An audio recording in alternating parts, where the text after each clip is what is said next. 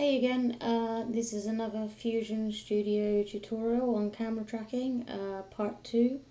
In the previous tutorial we ended here with the cube tracked in the garden in Fusion Studio, and today I'm going to show you how to export the camera data and the cube along with the ground plane to 3ds Max.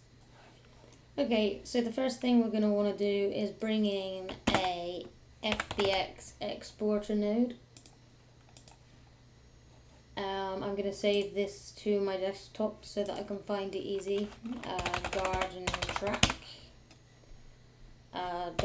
.fbx and FBX save. Over here, just double check that you've got FBX at the end. If you haven't, it might fail to export. The frame rate is currently set to 30 frames per second, which for me is correct. We can uncheck lights because there's none in the scene.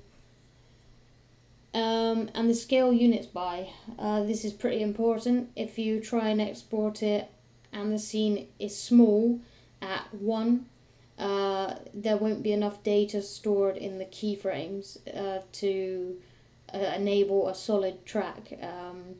I discovered this recently. Was pulling my hair out for hours. So what we're going to do, we're going to change this to 0.1,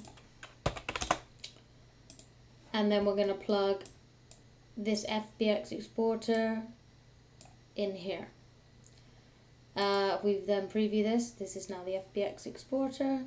Go back to 0, and we're going to hit render. Start. This will then render out the FBX for us, and then we can open 3ds Max and preview what we've got.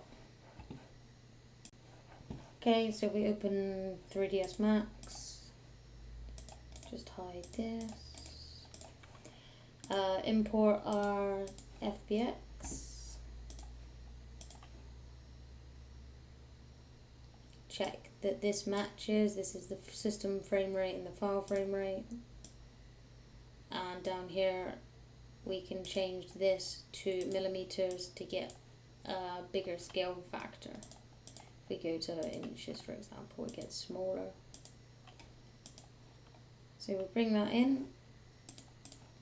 Now this has imported the keyframes for the camera along with the 3D virtual camera, the cube that was in our scene before, and a background.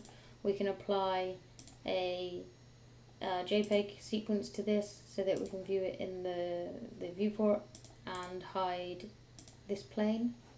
Then our cube should be sat where we left him, which he is, so that's good.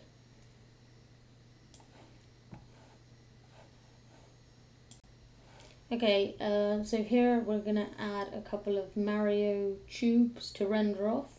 I've already made these, so I'm just going to put them in position. I'm going to put one over the top of the cube, and the other one, I don't know, somewhere at the back here. You'll be able to see if we hide this ground plane again. Hide the default cube. Yeah, so then we've got 2 of these placed in the garden. We should probably move this one at the back because of how the footage is. It looks pretty obvious that that's not actually in the garden. So let's just move that to the front, maybe there. There we go, that's better. Perfect. So basically I'm just going to render these off.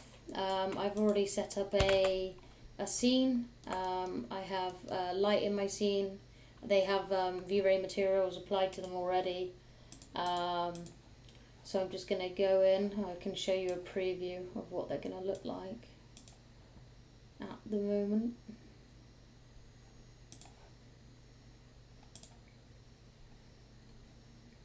So there they are. Exciting. To make them blend slightly better when we get them into Fusion, if we unhide that ground plane and apply a shadow catch material,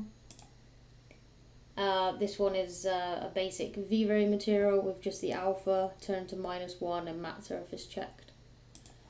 We'll hide the cube again and render. And then if I show you the alpha channel, you'll see what this is doing. There we go. Nice. That's what we want. So yeah, I'm just going to render this off from frame 0 to 295. Actually, I might not need that much because they don't come into view. But anyway, I'm going to render this off as a sequence, and then I'll meet you back in Fusion. Okay, so this is now rendered off. If I go back to Fusion, all I need to do now is use a loader node to import that new sequence. Make sure this one is checked, bring that in, and bam, there we go. It's automatically created a merge node. If I do that again and delete this one, and I import the footage and it doesn't do that, like this, all you need to do is just drag this to here and it will automatically create this merge again. This is background, foreground. To get rid of the default cube, all we need to do is just unplug it here from the point cloud. And that's it. If we press play now, those Mario tubes will be tracked in our footage. The playback rate at the moment is 14 frames per second, so it's lagging a little bit, but once it's run through once on the second playthrough, it should be running at 30 frames per second. It looks pretty solid. Obviously needs to be blended into the scene more. At the moment they just kind of look like they are just stuck on top of the foreground, but for the track, looks pretty good, not too bad. That's it, guys.